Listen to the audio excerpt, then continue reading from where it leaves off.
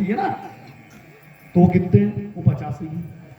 उनके कितने, उनके 50 हो गए जो 25 है, क्योंकि पूरे नियम धर्म हिंदुत्व के लिए, हम दो हमारे दो हिंदू के लिए, हम दो हमारा एक हिंदू के लिए, उनके लिए क्यों नहीं भाई? हम अगर हमारे अधिक संतानें होती है तो देश में गरीबी आ जाएगी, भुखमरी आ जाएगी, जमीन कम पड़ जाएगी। वो किसके लिए बढ़ा रहे, किसके दम पे बढ़ा रहे? आज 100 करोड़ हिंदू टैक्स भरता है और 25 करोड़ को उस टैक्स का फायदा मिलता है। आपको 10%, 9% की दर से, अब तो चेंज हो गया, पहले का यह था कि 10%, 9% की दर से आपको लोन मिलता है, उनको 3% की दर से लोन मिलता था। आपको गारंटी देना पड़ता है, 50,000 का लोन लेने जाओगे के खाओगे कि आप ये रख दो वो रख दो, उनकी गारंटी पहले से लिखा हुआ है कि गवर्नमेंट की। ये विडंबना है। तो इस प्रति ये उसका कारण है, हिंदू को भारत में समाप्त करके फिर भारत देश के अलावा हिंदू कहीं बचेगा नहीं, तो हिंदू का नामो निशान खत्म हो गया। इसको लेकर के षड्यंत्र कर रहे हैं। हमारे गरीब भाइयों को धर्मांतरण के माध्यम से ईसाई लोग धर्मांतरित कर रहे हैं। अरे इतनी देवी देवता है, हम किसके पास जा रहे हैं?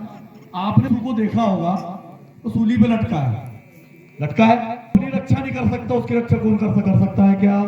मैं इतनी बड़ी बात कर रहा हूं, मैं स्वयं की रक्षा नहीं कर पाऊंगा तो मैं आपकी रक्षा कर लूंगा क्या? अब यहां से देखना चालू कीजिए, भोलेनाथ के हाथ में त्रिशूल है, माता दुर्गा के हाथ में तलवार है। क्यों है भाई? आपने बगैर तलवार त्रिशूल की मूर्ति ला के बिठा देना। हनुमान जी के मंदिर में जाओगे तो गदाधारी हनुमान मिलेंगे, राम जी के पास धनुष बाण मिलेगा, कृष्ण जी के पास में सुदर्शन चक्र मिलेगा। वो दिखता नहीं है क्योंकि उनके पास तो जब चाहते जब आ जाता है। हमारे से कौन से देवी देवता है जो बगैर हथियारों के है? नहीं है। फिर हम क्यों हैं? हम क्यों हैं बताइए आप?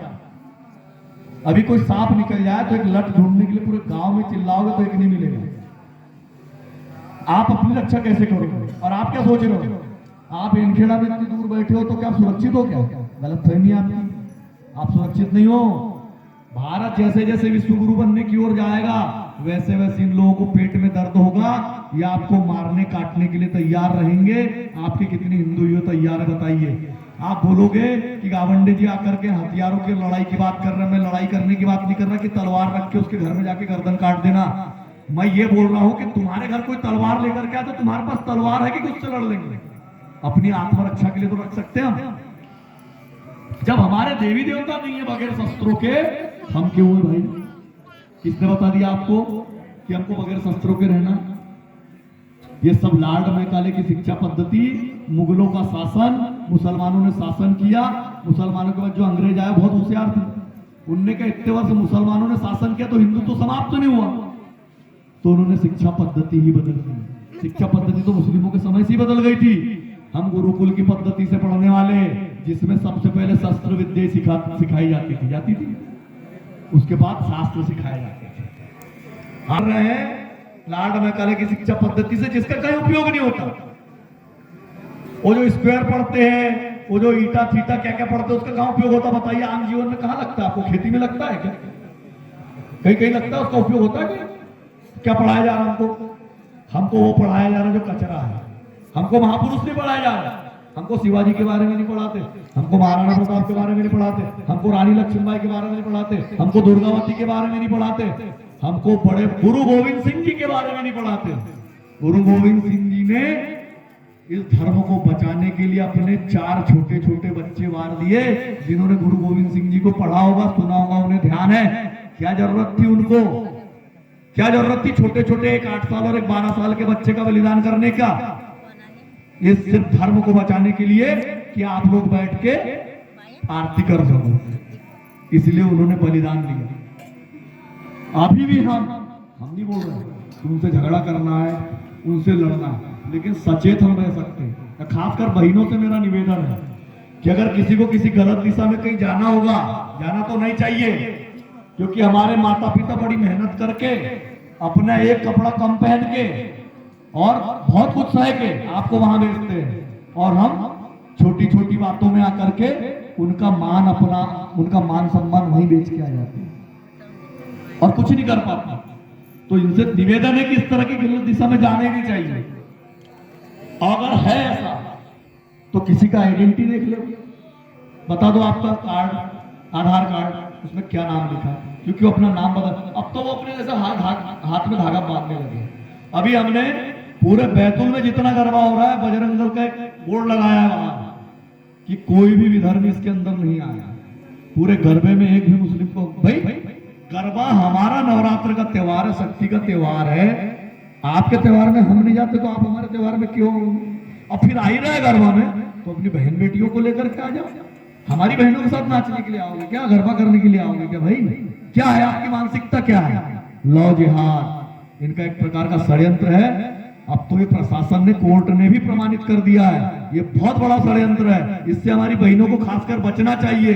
और हमारे भाइयों से भी निवेदन है कि हमको भी इतनी जानकारी होना चाहिए कि हमारी बेटी यहाँ से बैठ के जाती है पढ़ने तो कहाँ जाती है और कब आती है। एक बार हम भी उसको देख सकते हैं, हफ्ते में, सप्ताह में, महीने में एक बार हम देखने जाते हैं क्या? नहीं जाते। मैं इसलिए बोल रहा हूं क्योंकि ये षड्यंत्र चल रहा है किसी प्रकार का। कोई ये भगवान श्री कृष्ण का प्रेम थोड़ी है जो सात्विक है, ये राधा कृष्ण का प्रेम है क्या कोई जो सात्विक है क्या? ये तो षड्यंत्र है। फिर हम बहुत बड़ी वो तो फिर वहां जाने के बाद बहनों को पता चलता है कि किस षड्यंत्र में फंस गए। तो ये जो कुचक्र हमारे ऊपर चल रहे, इसको बचाने के लिए विश्व हिंदू परिषद समाज में काम करता है। इसी बात को लेकर के आज मैं इनखेड़ा में आपके बीच में आया। ऐसी बैठ के हमारी होनी चाहिए और सबके सामने होनी चाहिए, सबके बीच एक दूसरे की बातें जानी चाहिए। क्या होता, कई चीजें हमको नहीं पता, हमें पता भी नहीं चलती।